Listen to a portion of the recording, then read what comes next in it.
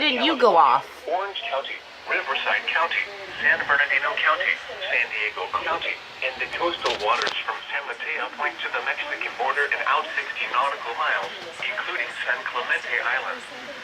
A test signal was broadcast to test the public warning system. The test is normally conducted between 10 a.m. and noon each Wednesday, weather permitting. The signal was also used to test the activation and emergency readiness of the Skywire network of radio operators.